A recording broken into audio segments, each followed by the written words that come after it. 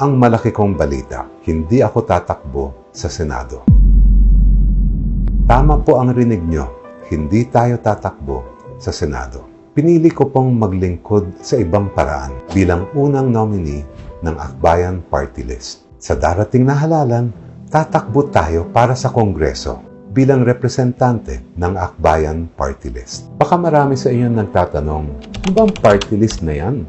Para saan nga ba ang party list? Ayon sa ating 1987 Constitution, 20% ng mga kongresista ay dapat manggaling sa party list. Layunin nito na bigyan ang boses ang mga sektor at partidong walang sapat na impluwensya sa mga lokal na distrito, ngunit may malinaw na advokasya para sa bayan.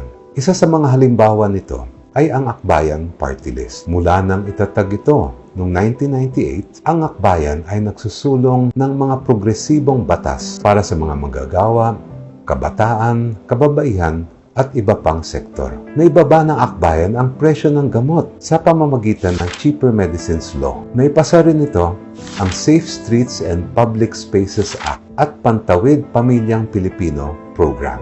I'm sure kilala nyo ang nagsulong nito.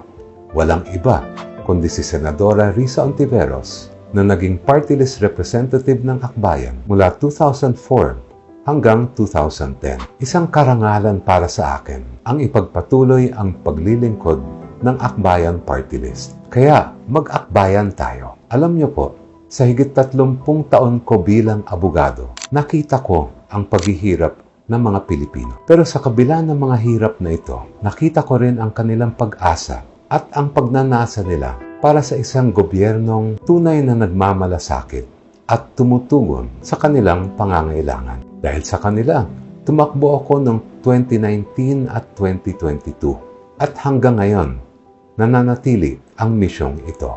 Sabi ng aking ama, si Senator Jose W. Diokno, public office should be a means to serve, not to profit at the people's expense.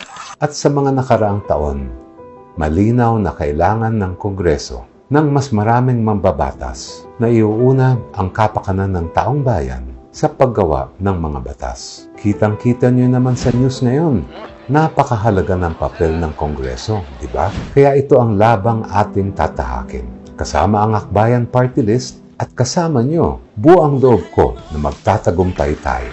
Kaya ngayon, hinihikayat ko kayo na makiisa para ito sa makabuluhang pagbabago. Para mag-volunteer at tumulong, nandyan ang links sa description.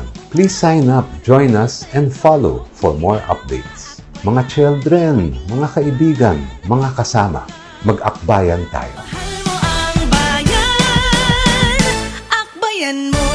Akbayan Party List.